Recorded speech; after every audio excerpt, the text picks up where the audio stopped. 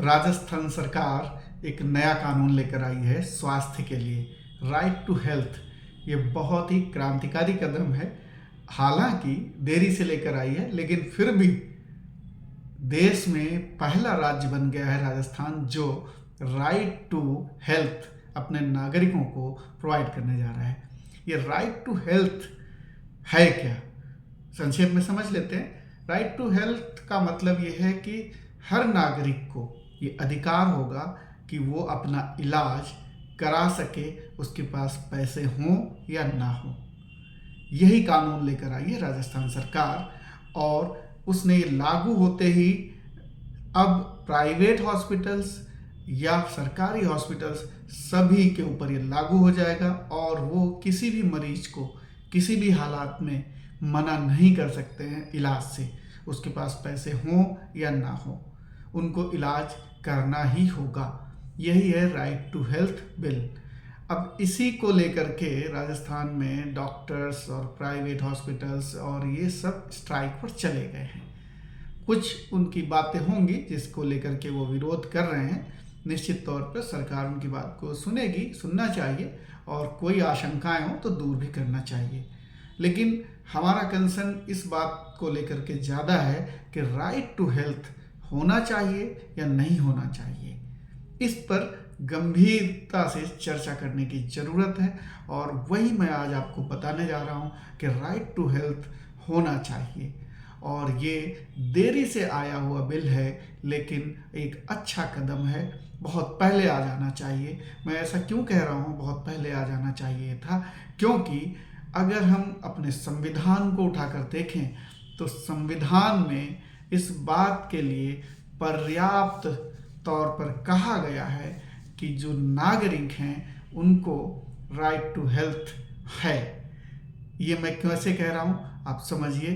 भारत के संविधान में मूल अधिकार हैं, और मूल अधिकारों में आर्टिकल 21 में कहा गया है कि डिग्निटी के साथ लाइफ जीने का हक है। यानी कि डिग्निटी क्या है?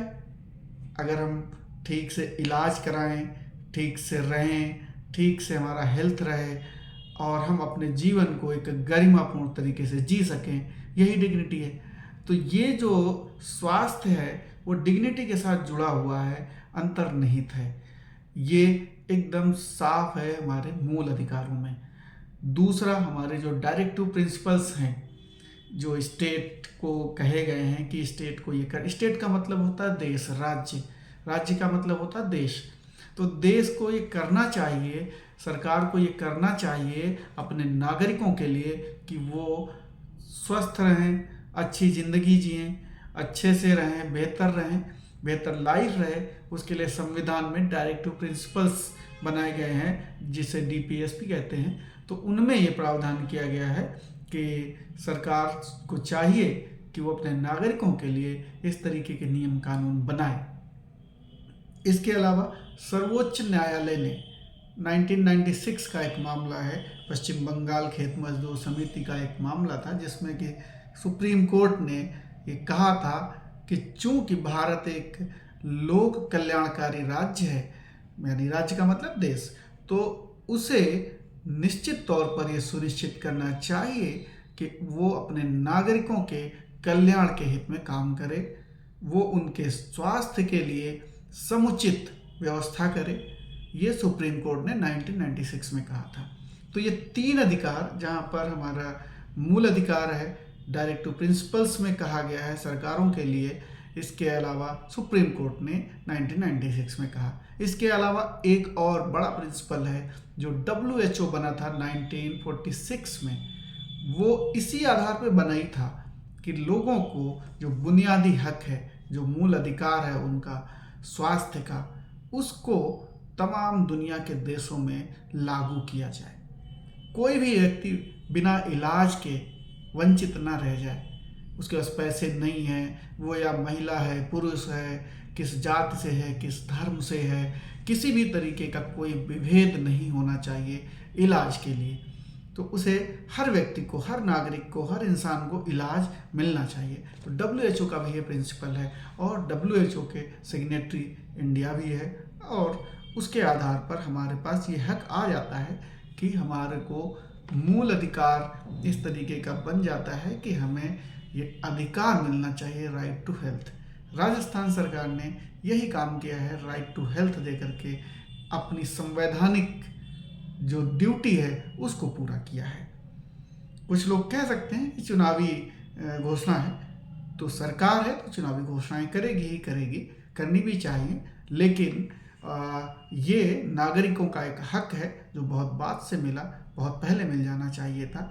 लेकिन एक राज्य ने शुरुआत की है और दूसरे राज्य भी हो सकता है इसको देखा देखी इस पर आगे बढ़ें, अमल करें और वहाँ पर भी लोगों को, नागरिकों को इस तरीके का हक मिले जो कि उनका संवैधानिक हक है। अब चुनौतियाँ लेकिन बहुत सारी हैं, वो चुनौतियों को ज़रा देख लेते हैं, क्योंकि एक होता है कि घोषणाएं तो कर दी, लेकिन क्या वाकई में ज़मीन पर हकीकत में इसे उतारा जा सकता है या उतार पाएगी सरकार?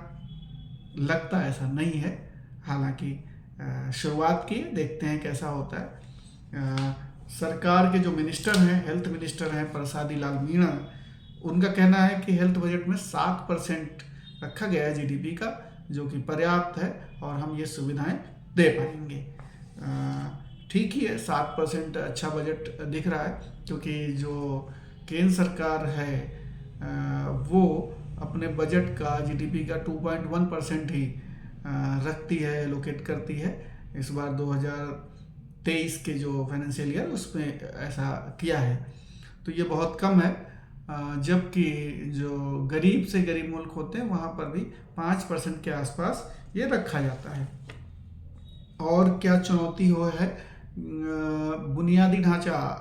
ये कोरोना के समय में सभी को पता चल गया था कितनी बुरी तरीके से हम लोगों को खामियाजा भुगतना पड़ा उसका। तो बुनियादी ढांचा हमारे पास नहीं है, इंफ्रास्ट्रक्चर नहीं है, ख़ास तौर पर ग्रामीण इलाकों में जहाँ पर करीब करीब 75% आबादी रहती है, वहाँ पर ये बुनियादी ढांचा तो बिल्कुल चरमराया हुआ है। अब ये पूरे देश का हाल है, राजस्थान का भी इसी तरीके का हाल होगा। इसके अलावा अगर डॉक्टरों की संख्या देखी जाए तो आंकड़ा है कि 1445 लोगों पर एक डॉक्टर है। अब आप सोचिए, 1445 लोगों पर एक डॉक्टर। इसी तरीके से 1000 लोगों पर 1.4 बेड है। 1000 पॉपुलेशन के हिसाब से 1000 लोगों पर 1.7 नर्सेज हैं। अब आप सोचिए कि ये जो मैन पावर है ये बहुत कम है, इंफ्रास्ट्रक्चर बहुत कम है, तो ये थोड़ा सा इस राइट टू हेल्थ को अमली जामा पहनाने में काफ़ी दिक्कतों का सामना करना पड़ेगा। लेकिन शुरुआत है, अच्छी बात है। और जो बजट है उसको भी बढ़ाने की ज़रूरत है, क्योंकि इतने बजट में काम चलने वाला नहीं है, बहुत ही कम बजट है। एटलीस्ट 5 to 6% बजट अगर केंद्र सरकार रखे और राज्य भी इस तरीके से रखें तो इंफ्रास्ट्रक्चर भी मजबूत होगा और इस तरीके की सहूलतें देने में जो असली हकदार हैं उन तक ये पहुंच पाएंगे। ये अच्छी पहल है, इसका स्वागत किया जाना चाहिए। आज फिलहाल इतना ही। नमस्कार।